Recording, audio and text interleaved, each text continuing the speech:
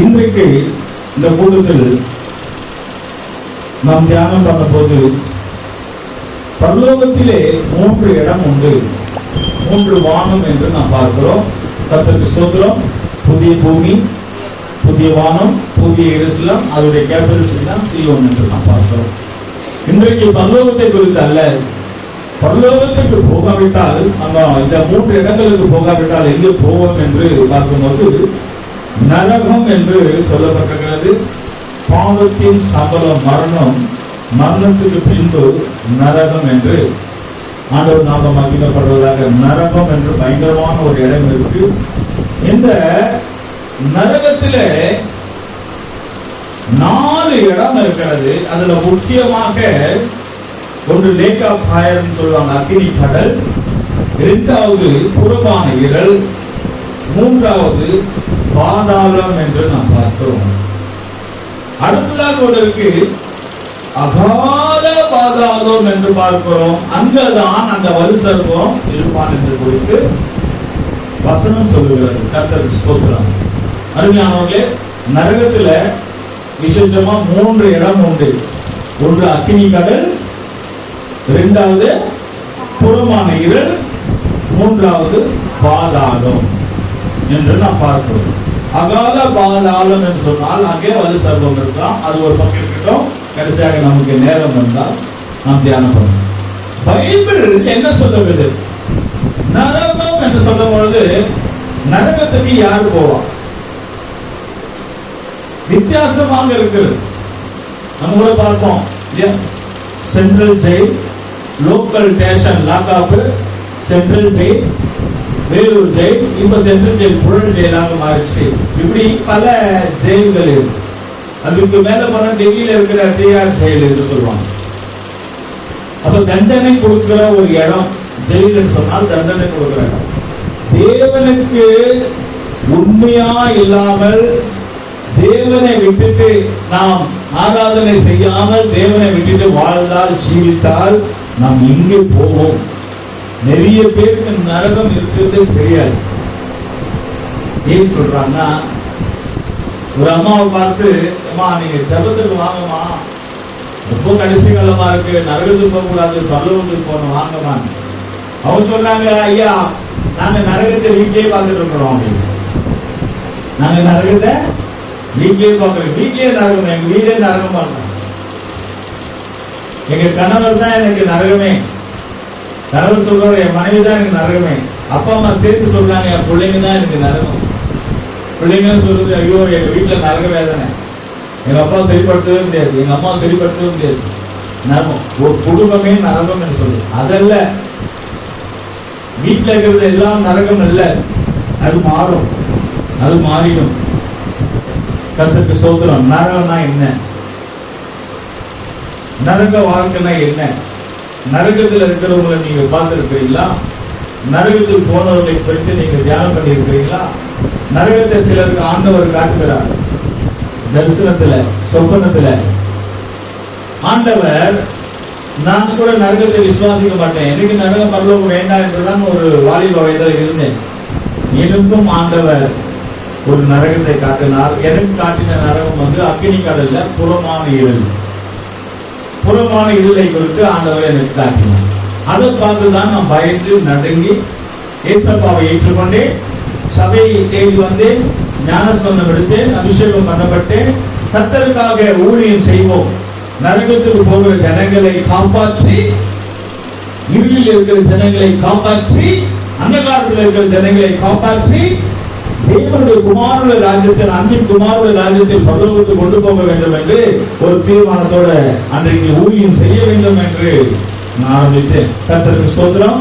என்னுடைய ஊழியத்தினுடைய என்னுடைய தரிசனம், நான் சிங்கராக வேண்டும், அல்லது நான் நல்லா மியூசிக்ல வர்ஷிப் பண்ண வேண்டும், மியூசிக்கா போட வேண்டும், நல்ல பேச்சாளராக இருக்க வேண்டும், பிரசங்கம் பண்ண வேண்டும், அல்லது வேற ஏதாவது செய்ய வேண்டும் என்று என்னுடைய அது தரிசனம் அல்ல. என்னுடைய தரிசனம் என்னவென்று சொன்னால், நரகத்துக்கு போகிறவர்களை காப்பாற்றி அவர்களை பரலோகத்துக்கு கொண்டு போக வேண்டும். ஹல்லேலூயா. இருளில் அந்தகாரத்திலே இருக்கிற ஜனங்களை பிசாசுடைய வாயிலிருந்து பிடுங்கி விடுதலாக்கி அன்பின் குமாரனுடைய ராஜ்யத்துக்கு கொண்டு போய் சேர்க்க வேண்டும். அதுதான் என்னுடைய தரிசனம், அதுதான் என்னுடைய ஊழியம் கூட, என்னுடைய தரிசனம் கூட. கர்த்தருக்கு ஸ்தோத்திரம்.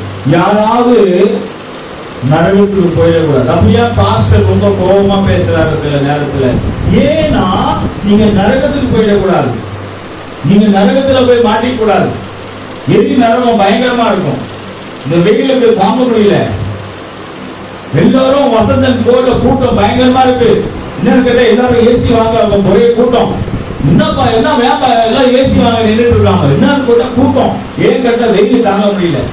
இந்த வெயிலுக்கே நமக்கு தாங்க முடியலன்னு சொன்னால் நரகம், எரி நரகம், அந்த இடத்துல எப்படி நாம போய் இருக்க முடியும்? அங்க ஏசியும் போட முடியாது, ஏசியும் மெல்ட் ஆயிடும், எரிஞ்சிடும். அது போல பயங்கரமான அந்த ஒரு எரி நரகம். இரும்பு போட்டா கூட இரும்பு தண்ணியாக கரைந்து ஓடும் என்று சொல்லப்பட்டது. அப்படிப்பட்ட ஒரு டிகிரி பயங்கரமான ஒரு இரும்பையே கரைக்கிற ஒரு எரி நரகம் என்று நாம் பார்க்கிறோம். கர்த்தருக்கு ஸ்தோத்திரம். இப்ப நம்முடைய தலைப்பு சப்ஜெக்டுக்குள்ள வருவோம்.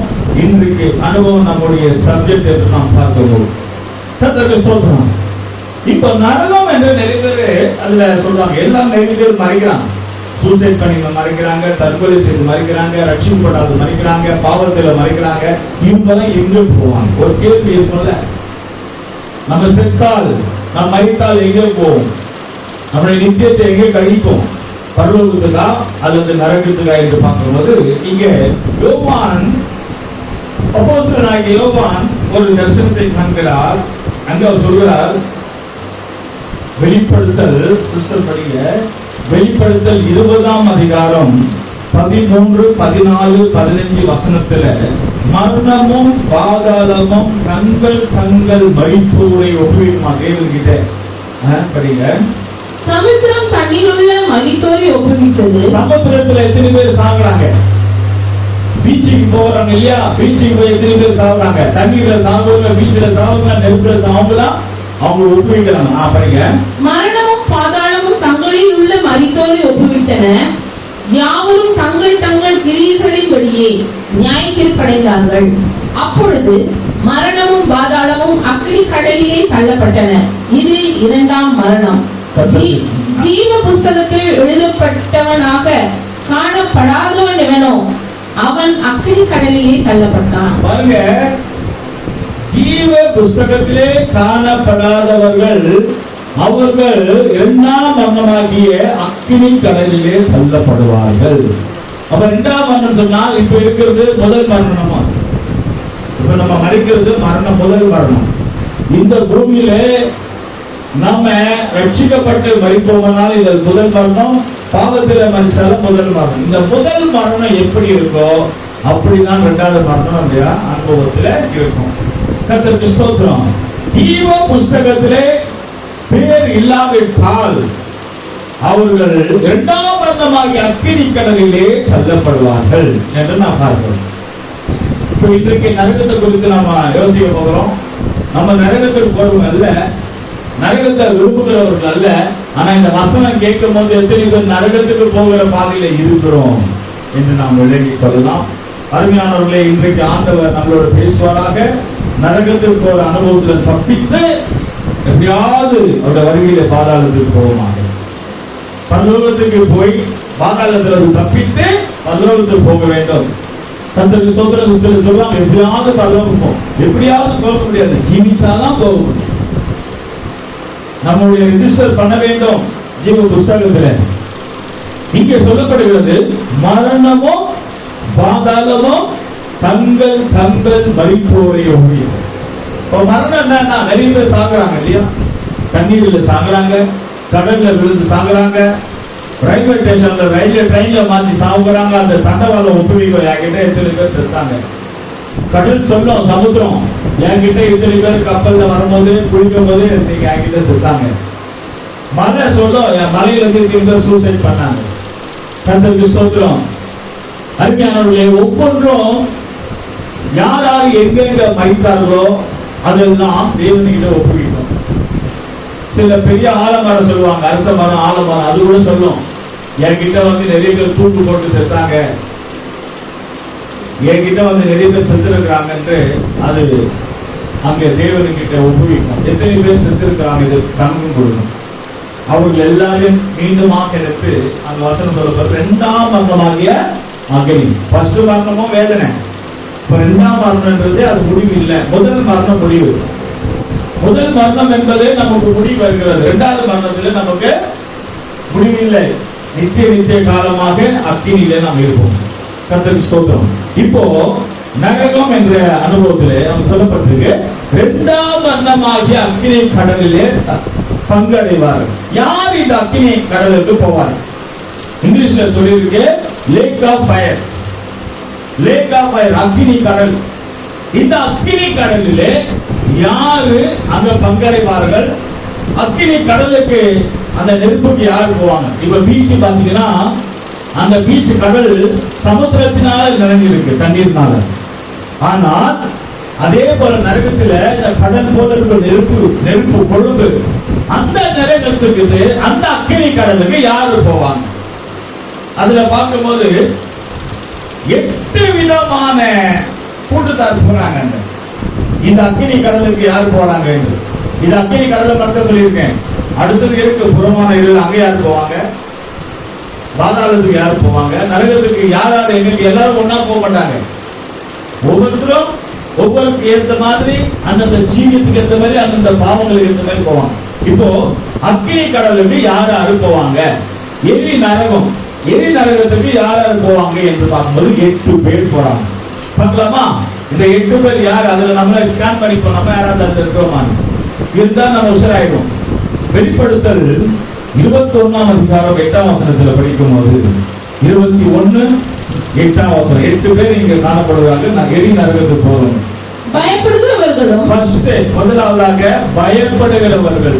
பயப்படுகிறவர்கள் என்று சொன்னா கருப்பாம்பூச்சி பார்த்து, ஏதோ ஒரு சின்ன சின்ன பூச்சியை பார்த்து, அதை பார்த்து, எலி பார்த்து, பூனை பார்த்து பயப்படுறவர்கள் பயப்படுகிறவர்கள். நான் யாருன்னா சத்தியத்துக்காக பயப்படுகிறவர்கள், ஞானஸ்நானம் எடுக்க பயப்படுகிறவர்கள், பரிசுத்த ஆவியின் அபிஷேகத்தை பெற்றுக்கொள்ள பயப்படுகிறவர்கள், ஏன் ஒரு வெண்வஸ்திரத்தை தைத்துக் கொள்ள பயப்படுகிறவர்கள், சபைக்கு வருவதற்காக பயப்படுகிறவர்கள், ஆண்டவருக்காக ஜீவிக்க பயப்படுகிறவர்கள், கர்த்தர் ஊழியத்தை செய்ய பயப்படுகிறவர்கள். இப்படி பல விதத்தில் சொல்லலாம், பல விதத்தில் சொல்லலாம். பயப்படுகிறவர்கள், உலகத்தை கண்டு பயப்படுகிறவர்கள், சொந்தக்காரர்களை பார்த்து, உறவினர்களை பார்த்து, ஐயோ அவங்க என்ன சொல்லுவாங்க, இவங்க என்ன சொல்லுவாங்க, அவங்க என்ன சொல்லுவாங்க, அவங்கள பார்த்து பயப்படுகிறார்கள். அப்படிப்பட்டவங்க எல்லாரும் அக்கினி கடலுக்கு நரகத்துக்கு போறாங்க என்றுதான் பார்க்கிறோம். பயப்படுகிறவர்கள் ஆண்டவர் சொல்கிறார், நீ பயப்படாததான் சொல்லுகிறார். நீ பயப்படாத, நீ பயப்படாதே என்றுதான் சொல்லுகிறார். அப்ப பயம், இன்றைக்கு சத்தியத்துக்காக ஜீவிக்க பயம், ஞானஸ்நானம் எடுக்கவே பயம் நிறைய பேருக்கு. மற்றவங்களுக்கு என்ன பதில் சொல்வது? கர்த்தருக்காக வைராக்கியமா ஜீவிக்க பயம், ஆண்டவருக்காக ஜீவிக்க பயம், கையில பைபிள் எடுத்துட்டு வரதுக்கே பயம் நிறைய பேருக்கு. அப்படி பாருங்க, பைபிள் இல்லாமலே வருவாங்க. ஏன்னா அது ஒரு பயம். பயப்படுகிறவர்கள் கவனமாக இருங்கள். பயப்படுகிறவர்கள் அவர்கள் இந்த அக்கினி கடலுக்கு போகிறார்கள். ஏதாவது பயத்தின் ஆவி யாருக்காக நீங்கள் பயந்து இருந்தீங்களா? சபைக்கு வந்து அவங்க என்ன சொல்லுவாங்க, இவங்க என்ன சொல்லுவாங்க, அதெல்லாம் பயந்துனீங்கன்னா எரி நரகத்துக்கு நாம் போக வேண்டியதா இருக்கும். பயப்படுகிறவர்கள் முதல் கூட்டத்தார். இரண்டாவது கூட்டத்தாரை பார்ப்போம். அவிசுவாசிகளும். அவிசுவாசிகள். விசுவாசம் இருக்கிறது, அவிசுவாசம் எப்போ பார்த்தாலும் அவிசுவாசமா பேசுவாங்க, கூட சொல்லிட்டே இருப்பாங்க. ஆமா ஆண்டவர் வரன்னு சொல்றாரு, எங்க வர போறாரு? அந்த காலத்துல இருந்து சொல்றாரு, 2000 வருஷத்துல இருந்து சொல்றாரு, அவர் எங்க வர போறாரு? இப்படிப்பட்ட அவிசுவாசம். ஆண்டவர் எங்கே என்ன கொடுக்க போகிறார்? ஆண்டவர் எங்கே எனக்கு அதை செய்ய போகிறார்? ஆண்டவர் எனக்கு எதை இதை கொடுக்க போகிறார்?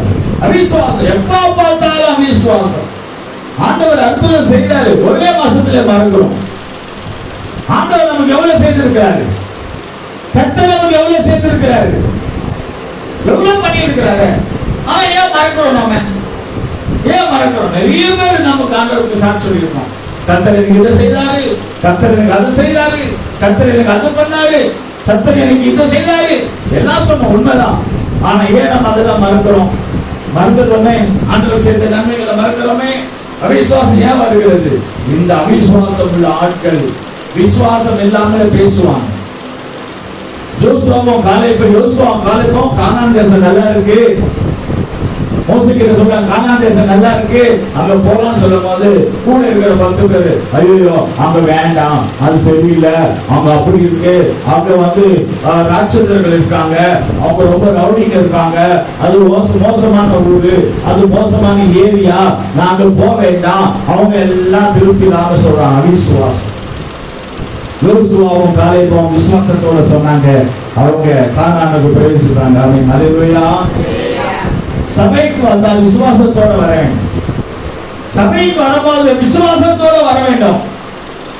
ஒரே பல்வார்கள் அவங்க அப்படி இவங்க இப்படி, அந்த விசுவாசி சரியில்லை, இந்த விசுவாசி அவங்க அப்படி இவங்க இப்படி, சபை இப்படி அப்படி மற்றவங்களை கொலை சொல்வதோ, மற்றவங்களை நம்ம அவிசுவாசமா பேசுவது அல்ல. விசுவாசத்தோட வந்தால் கானானுக்கு போக முடியும். அவிசுவாசத்தோட அவங்களை இவங்களை பார்த்து குறை சொல்லிட்டு இருக்கிறவங்க கரெக்டா நரகம் அக்கினி கடலுக்கு போறாங்க. நீங்க நினைத்து கொள்ளுங்க. 2வது 3வது யார் என்றார்? அருவருப்பானவர்களும். அருவருப்பு. 3வது கூட்டத்தார் யாரு? அருவருப்பானவர்கள். யார் பிரியமானவர்களே அருவருப்பு? அருவருப்புனா யார்? பிச்சைக்காரங்களா? அருவருப்புனா யார்? ஏழைகளா? அருவருப்புனா யாரு? ஆப்பிரிக்காக்காரங்களா? அருவருப்புனா யாரு? பாசிமணி, ஊசிமணி, குருவிக்காரங்களா? அப்ப யார் அருவருப்பானவங்க? யார் அருவருப்பானவங்க பைபிள் சொல்லுனால், உபாகம புஸ்தகத்துல புருஷர்களுடைய வஸ்திரத்தை ஸ்திரீகள் தரிக்க கூடாது, ஸ்திரீகளுடைய வஸ்திரத்தை புருஷர்கள் உடுத்தக்கூடாது. அப்படி உடுத்தினால் இவர்கள் தான் அருவருப்பானவர்கள். ஒரு ஆண் பெண் வஸ்திரத்தை தரித்துக் கொண்டு உடுத்தி இருந்தால் அவர்கள் அருவருப்பாக இருப்பார்கள். ஒரு ஆண் மகன் ஒரு சுடிதாரோ ஒரு சாரியோ இல்ல அல்லது வேற பெண்களுடைய ட்ரெஸ்ஸை போட்டுக்கொண்டு பெண்கள் மாடலா போனால் அது தேவனுக்கு அருவருப்பு என்று அவர் சொல்லுகிறார். அப்ப ஆண்கள் பெண் வஸ்திரத்தை தரிக்க கூடாது. ஆண்கள் பெண்களை போல முடியும் வளர்க்கக்கூடாது. ஆண்கள் பெண்களை போல தோற்றம் கொடுக்கக்கூடாது. ஆண்கள் பெண்களை போல தோற்றத்தை கொடுத்தால் அது அருவருப்பு. அதனால்தான் நம்ம சொல்லுகிறோம், சபையில ஆண் குழந்தைகளுக்கு பெண் குழந்தை போல அலங்காரம் செய்யக்கூடாது. நம்ம நினைச்சோம் இல்ல வீட்டுல பொண்ணே இல்ல, பெண் பிள்ளை இல்ல, அதனாலதான் நாங்க அலங்காரம் பண்றோம். உங்க பிள்ளைங்களை அலங்காரம் பண்ணல, எரி நரகத்துக்கு உங்க பிள்ளைங்களை நீங்களும் ஆயத்தம் பண்றீங்க. அதனாலதான் நம்ம என்ன சொல்றோம், ஆம்பளை குழந்தைங்களுக்கு பொம்பளை குழந்தை போல அலங்காரம் பண்ணாதீங்க. பெண்களை ஆண்களை போலவும் அவதரிக்கிறது. சில பெண்கள் பாத்தீங்கன்னா மொட்டை அடிச்சுக்கிட்டு கிராப்பெல்லாம் வெட்டிக்கிட்டு ஆம்பளைங்களை போல நடப்பாங்க. பேண்ட் ஷர்ட் போட்டுக்கிட்டு முடியெல்லாம் வெட்டிக்கிட்டு பார்த்தா ஆண் போலே இருப்பாங்க. அவங்களும் யாரா? அருவருப்பானவர்கள் என்று சொல்லப்படும். ஸ்திரீகள் புருஷர்களுடைய உடைய அணியக்கூடாது, புருஷர்கள் ஸ்திரீகளுடைய அணியக்கூடாது. அவர்கள் தேவனுக்கு அருவருப்பானவர்கள். கர்த்தருக்கு ஸ்தோத்திரம். இன்னும் பல விஷயங்கள் இருக்கு பைபிள்ல, நமக்கு அதெல்லாம் சொல்ல நேரம். அப்ப அருவருப்பான காரியங்களை நாம் செய்யக்கூடாது. புரியுமா? நம்ம தேவனை விட்டுட்டு வேற ஏதாவது ஒரு ஆராதனை செய்து ஏதாவது ஒண்ணு பண்ணாங்க, அது நமக்கு அருவருப்பாய் இருக்கும் என்று நாம் பார்க்கிறோம். அடுத்ததாக 4வது கூட்டத்தார் யாரு? கொலைபாதகரும். 4வது கூட்டத்துக்கு நேரா அப்பாயின்மெண்ட் வாங்கி போறாங்க. எரி நரகத்துக்கு போறவங்க யாரு? கொலைபாதகர். கொலை செய்வேன் பாருங்க. நியூஸ்ல பார்த்தா வேகம் நகைக்காக கொண்டுட்டான், நகைக்காக கழுத்து அறுத்துட்டான், நகைக்காக அவங்கள வயசானவங்களை கொண்டுட்டான். எங்க பார்த்தாலும் கொலை கொலை கொலை கொலை கொலை. கொள்ளுகிறவர்கள் கொலைக்காரர்கள் எங்க போவாங்க? நேரா நரகம். ஒருவேளை இந்த பூமியில அவங்களுக்கு வெயில் கொடுக்கலாம், வெயில் இருந்து வெளியே வரலாம், பணம் கட்டி கூட வெளியே வரலாம். ஆனா நரகத்துல வெளியே வர முடியாது. நரகம் தான் கன்ஃபார்ம். 5வது விபச்சாரக்காரரும். 5வது விபச்சாரக்காரர்கள். விபச்சாரம் செய்கிற யாரா இருந்தாலும் நரகத்துக்கு வருகிறார்கள். அதை நீங்களே விபச்சாரம் என்னென்று நீங்களே கவனித்துக் கொள்ளலாம், அந்த பார்த்துக் கொள்ளலாம். கர்த்தருக்கு ஸ்தோத்திரம். ஆறாவது சூனியக்காரரும், சூனியக்காரன். ஆறாவது யாரு? சூனியம் வைக்கிறவங்க, சூனியத்தை தேடி போறவங்க, சூனியம் பண்றவங்க. சூனியக்காரங்களும் ஆறாவது வரிசையில வராங்க. பிரியமானவர்களே, சூனியம் பண்ணுகிற, சூனியம் செய்கிற யாரா இருந்தாலும் கன்ஃபார்மா அவங்களுக்கு நரகம். கர்த்தருக்கு ஸ்தோத்திரம். அதனால நம்ம கவனமாக இருக்கணும். சூனியக்காரங்களோட பேசக்கூடாது, சூனியக்காரங்களோட இருக்கக்கூடாது. சூனியம் செய்கிறவங்களோட பழகினா அந்த ஆவி நம்ம அட்டாக் பண்ண அவங்க பண்ணல, அவங்க நரகத்துக்கு போறவங்க. நம்ம நினைப்போம் அவங்க நல்லா தான் இருக்காங்க, அவங்க நல்லா தான் இருக்கிறாங்க. இல்ல, நரகத்துக்கு போறவங்க எப்பவுமே நல்லா இருப்பாங்க. போகும்போதுதான் கொஞ்சம் கொஞ்சமா. இதுல கவனமாக இருக்கிறவங்க சூனியக்காரங்க, மந்திரம் பண்றவங்க, செய்வன பார்க்கறவங்க, இதெல்லாம் அவங்களோட நம்ம வச்சுக்கூடாது. அவங்களாம் நரகத்துக்கு போகிறவங்க, அவங்களோட பழகவும் கூடாது. எத்தனை பார்த்தோம்? 6. ஏழாவதாக விக்கிராராதனைக்காரரும், ஏழாவது தேவனை விட்டு விக்கிராராதனை செய்யும். 8ஆவதாக பொய்யர் அனைவரும் இரண்டாம் மரணமாகிய அக்கினியும் கந்தகமும் எரிகிற கடலிலே பங்கடைவார்கள் என்றார். பாத்தீங்களா? 8வது கடைசி கூட்டத்தில் யாரு? பொய் அனைவரும் என்ன போறாங்களா? இரண்டாம் மரணமாகிய அக்கினி கடல். பொய் பேசுறவங்க, பொய் பேசுகிற யாரா இருந்தாலும், சூனியம் பண்றது ஒண்ணுதான், பொய் பேசுறது ஒண்ணுதான். பாத்தீங்களா? நிறைய பேர் பொய் பேசுவாங்க. ஊழியக்காரங்கிட்டே பொய் பேசுவாங்க. ஊழியக்காரன் கிட்ட பொய் பேசி, புருஷனும் மனைவியும், கணவனும் மனைவியும் பொய் பேசி ஊழியக்காரன் முன்னாடியே செத்து போனாங்க. யார் அந்த கணவன் மனைவி? அனனியா சப்பீரா. 2 பேரும் ஒன்னா சேர்ந்து பொய் பேசினாங்க. ஒண்ணே இல்ல, தசம காரியத்துல தான். பணம் வந்து ஒண்ணு. நிறைய பேருக்கு அப்படிதான். பணம் இல்லாத நேரத்துல தசமமா கொடுக்கணும், காணிக்கை கொடுக்கணும், அதை கொடுக்கணும், இதை கொடுக்கணும். பணம் இல்லாத போது, பணம் வந்த உடனே புத்தி மாறும். பணம் வந்த உடனே புருஷன மனைவி ஒண்ணே ஆயிடுவாங்க. நிறைய இடத்துல பாத்தீங்கன்னா சண்டை போட்டே இருப்பாங்க, சண்டை நடந்துட்டே இருக்கும். பணம் வந்த உடனே புருஷன மனைவி ஒண்ணே ஆயிடுவாங்க. பணம் வந்த உடனே ஒன்னா கடைக்கு போவாங்க. பணம் வந்த உடனே ஒன்னா மார்க்கெட் போவாங்க. பணம் வந்த உடனே ஜாலியா போவாங்க. பாத்தீங்கன்னா நீங்க நிறைய பாத்தீங்கன்னா பணம் இல்லாத நேரத்துல சண்டை நடந்துட்டே இருக்கும். வீட்டுல புருஷன் மனைவி சண்டை நடந்துட்டே இருக்கும். பணம் வந்த உடனே ஒன்னாயிடுவாங்க. பணம் வரதுக்கு முன்னாடி தீர்மானம் செய்வாங்க. அங்க சப்பிராலும் அனன்யாவும் 2 பேரும் நிலத்தை வித்தாங்க. பணம் வந்துச்சு, அமௌண்ட் வந்துச்சு. புத்தி மாறி பொய் சொல்லி செத்தார்கள். அப்படியேப்பட்ட பணம் எதுக்குங்க? அப்படியேப்பட்ட பணம் எதுக்கு இல்ல? நம்ம செத்த பிற்பாடு பணத்தை வச்சு என்ன பண்றது இல்லையா? அப்ப பாருங்க, பொய் இது மாதிரி நிறைய விஷயங்களுக்கு பொய் பேசுறது. நிறைய காரியத்துக்கு பொய்.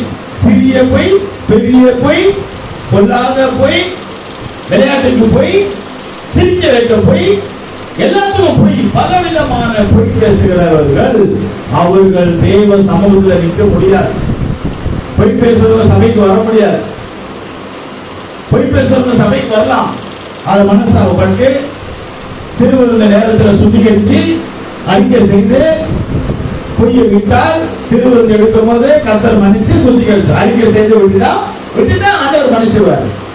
ஆனால் அறிக்கை செய்யாமல் சுத்திகரிக்காமல் பொய் பேசிக்கொண்டே இருப்பாயானால் 2ஆம் மரணம் அக்கினி கடல். ஒருவேளை நம்ம பொய் பேசுறோமா இருக்கலாம், அதை இன்றைக்கு திருத்திக் கொள்வோம். 10 ரூபாய்க்கு ஏன் பொய் பேசணும்? ஒரு 100 ரூபாய்க்காக ஏன் பொய் பேசணும்? ஒவ்வொரு சொல்லுவோம், திட்டு வாங்கிட்டேங்க. ஏமா கூடுதல் வரல? ஐயா நான் தூங்கிட்டேன். என்ன பாஸ்டர் திட்டு வாங்கிட்டு ஏமா கூடுதல் வரல? அது ஒரு பொய். எனக்கு வயிறு வலி வந்துருச்சு, அது ஒரு பொய். ஏன் கூடுதல் வரல? எனக்கு வெளியே போனேன், அர்ஜென்டா உடம்புக்கு முடியல. இந்த மாதிரி பொய் பேச வேண்டிய அவசியம் இல்லை. ஐயா நான் வரல, எனக்கு லேட் ஆயிடுச்சு, நான் தெரியாம தூங்கிட்டேன், எனக்கு மைண்ட் ஒரு மாதிரி ஆயிடுச்சு, நான் வரல, சாரி, அவன் நான் முடிஞ்சு போச்சு. எதுக்காக மறைக்கணும்? ஏன் ஒரு சின்ன சாதாரண விஷயத்துக்காக ஏன் பொய் பேசணும்? உண்மையை சொல்லி திட்டு வாங்குவோமே, நரகத்துக்கு தப்பித்துக் கொள்ளலாம்ல. உண்மையை பேசுவோம், திட்டு வாங்குவோம், நரகத்துக்கு போக வேண்டாம், பரலோகத்துக்கு போகலாம். ஆண்டவர் சொல்ற 2 கண்ணு இருந்தா 1 கண்ணு போனா போட்டோம், 2 கை இருக்கு 1 கை போனா போட்டோம். 2 கால் இருக்கு, ஒரு கால் இல்லைன்னா கூட பரவாயில்ல, நொண்டியா கூட போலாம், ஆனா பரலோகத்துக்கு போகலாம். ஹல்லேலூயா. நரகத்துக்கு எவ்வளவு வேதனை தெரியுமா? அக்கினி கடல் கத்திட்டே பார்க்கலாம். நீங்க நம்ம பிரசங்க யூடியூப்ல வர அதுல பாத்துக்கோங்க, அல்லது வாட்ஸ்அப்ல அதுல வரும். நரகத்துல எப்படி இருக்காங்க வேதனையோட. இது அக்கினி கடல் என்று நாம் பார்க்கிறோம். நேரில் அதனால நான் சுருக்கமாக பாருங்க. முதல். 2வது, இது யார் போறாங்க? இந்த 8 கொடுத்தாரு. இவங்கெல்லாம் யாரு? ரட்சிக்கப்படாதவங்க, பாவிங்க. இவங்கெல்லாம் ரட்சிக்கப்படாதவர்கள், பாவிகள், அக்கினி கடலுக்கு போறாங்க.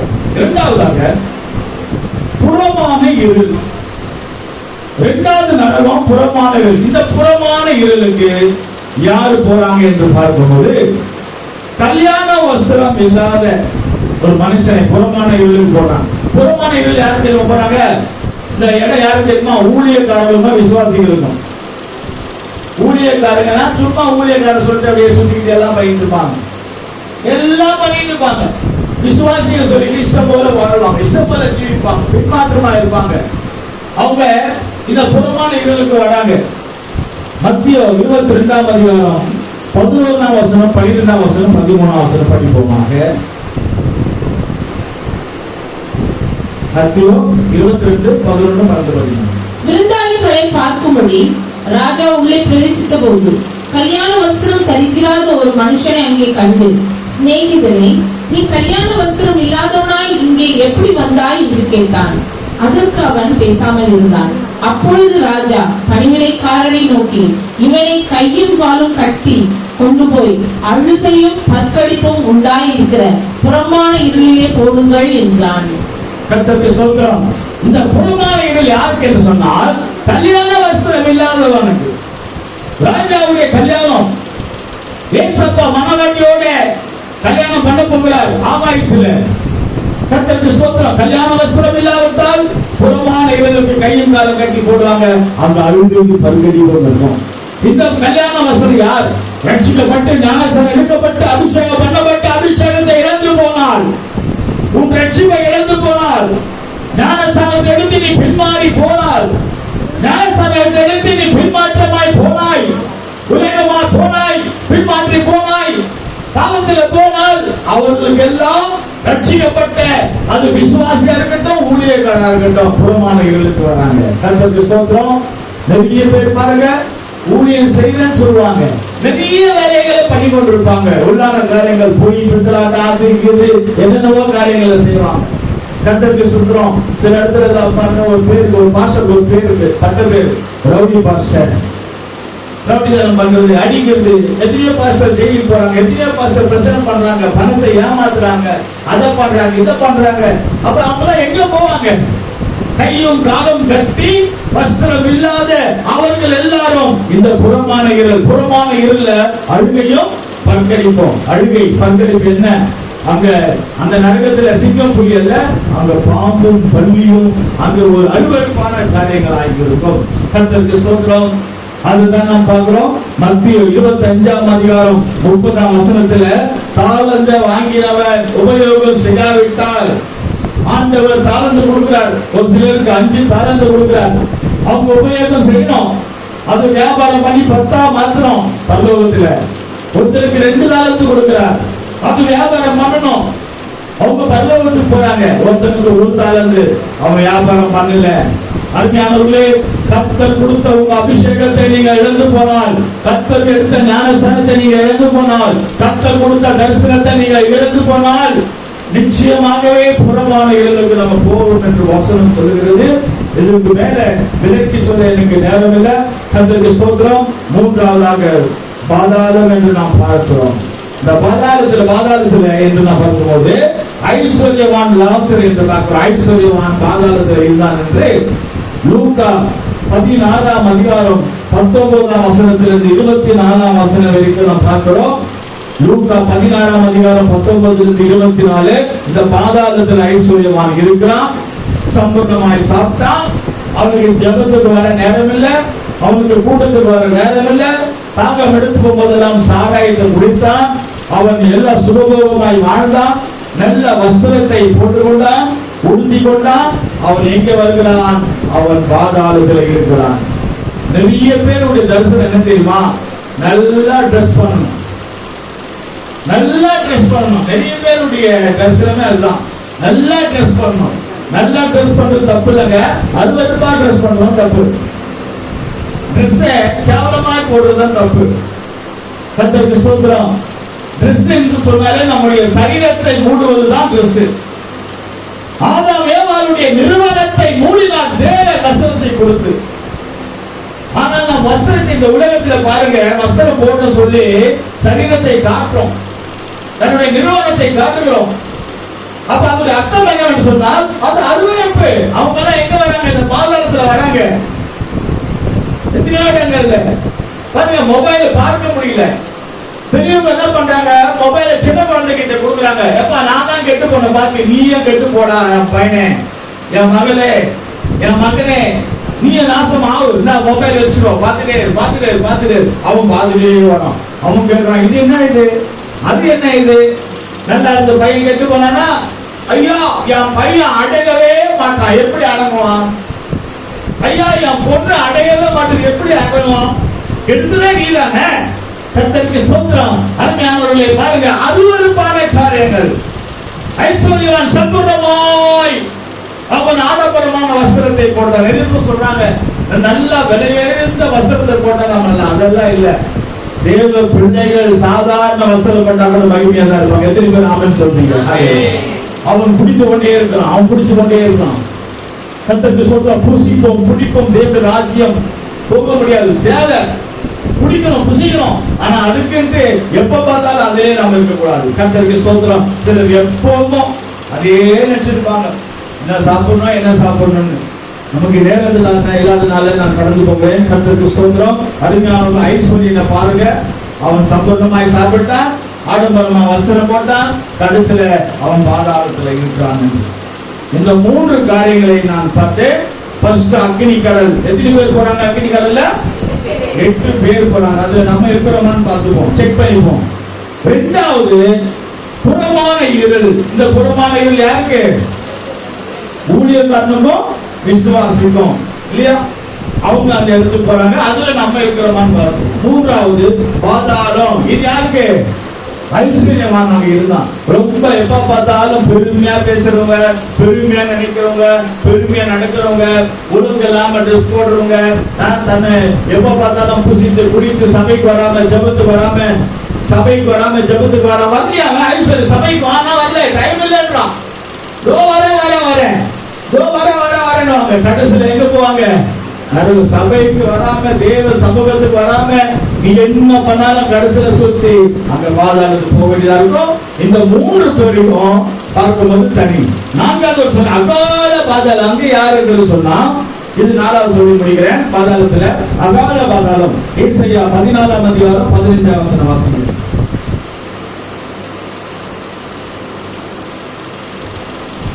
ஆனாலும் நீ அகாதமான பாதாளத்திலே தள்ளுண்டு போனாய். கர்த்தருக்கு ஸ்தோத்திரம். ஆனாலும் நீ அகாதமான பாதாளத்தில் தள்ளுண்டு போன. அங்க அகாதமான மிக ஆழமான குழி. இது மூல பாஷையில அப்சோஸ் என்று சொல்லப்பட்டிருக்கு. மூல பாஷையில அப்சோஸ். இது மிகவும் ஆழமான குழி. இது அந்த காலத்துல நமக்கு அது தெரியாது, இப்ப தெரியும். இப்ப இருக்கிற விஞ்ஞான காலத்துல தெரியும். நம்ம இருக்கிற இந்த பூமி கீழே இருக்கு நம்ம பாக்குறோம். கடைசியா கடந்த வருஷத்துல நிலாவுல இருந்து சேட்டலைட் மூலமா நிலால இருந்து இந்த பூமியை போட்டோ எடுத்தா, இந்த பூமி எங்க இருக்குன்னா ஆகாயத்துல தான் இருக்கு. நம்ம நினைக்கிற இந்த பூமி தரையில இருக்கு, தரையில இல்ல. இந்த பூமி எங்க இருக்கு? ஆகாயத்துல. அப்ப நம்ம எங்க இருக்கிறோம்? ஆகாயத்துல இருக்கிறோம். மேல மேல இருந்து பார்த்தா எல்லாம் கீழே ஓப்பனா தான் இருக்கு. அதான் பெரிய குழி, மிக ஆழமான குழி. இந்த பூமியில அந்த பக்கம் எல்லாமே பலனாங்க. நம்மதான் பாதாளத்துல ஆண்டவர் ஆயுட அரசாட்சியில பாதாளத்துல அந்த வலு சர்ப்பத்தை அடைத்து வைக்க போகிறார். அருமையானவர்களே, நாம் எதற்காக அடைக்கப்பட்டோம்? சபைக்கு வரும்போது பாத்தீங்கன்னா நம்ம சபைக்கு வருவோம். சபைக்கு வர வர வர வர சபைக்கு வருவதை விட்டுட்டு ஆண்டவரை விட்டுட்டு மனுஷனை பார்க்க ஆரம்பிச்சோம். மனுஷனை பார்த்து மனுஷ குறைகளை பார்க்க ஆரம்பிச்சோம். கடைசியில அவங்களை சொல்லி இவங்களை சொல்லி அவங்கள பார்த்து கடைசியில் அப்படியே நம்ம பின்னாடி. எதற்கு ஆண்டவன் நம்மளை சபை கொண்டு வந்தார்? நரகத்துக்கு போறீங்களா? இல்ல, நரகத்திலிருந்து தப்பித்துக் கொள்ள பரலோகத்துக்கு போகும்படியாக ஆண்டவர் நம்மளை கொண்டு வந்தார். கண்களை போடுவோமா? அருமையானவர்களே, இருளில் இருக்கிற ஜனங்களை ஆண்டவர் பெரிய வெளிச்சத்துல கொண்டு வருகிறார். அந்த காலத்தில் இருக்கிற வல்லவர்களை ஆண்டவர் இருளிலிருந்து விடுதலை ஆக்கி அன்பின் குமாரனுடைய ராஜ்யத்துக்கு தேவன் கொண்டு வருகிறார். அழிந்து போகிற ஜனங்களை விடுதலையாக்க, நரகத்தில் போகிற ஜனங்களை விடுதலையாக்க தேவனுடைய ராஜ்யத்துக்கு தேவன் கொண்டு வருகிறார். பரலோகத்துக்காக கொண்டு வருகிறார். இந்த கடைசி காலத்தில் அழிந்து போகிற ஜனங்கள் அழியாமை நோக்கி நரகத்தை நோக்கி போய் கொண்டிருக்கிறார்கள்.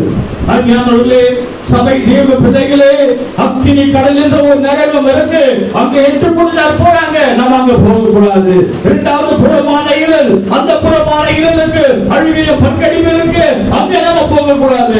மூன்றாவது பாதாளம், அந்த ஐஸ்வர்யவான் பாதாளத்தில் இருந்தது போல அந்த பாதாளத்துக்கு நம்ம போக கூடாது. நம்ம போக வேண்டிய இடம் பரலோகம். ஹல்லேலூயா. கண்களை கூடி ஒப்படைப்போமாக.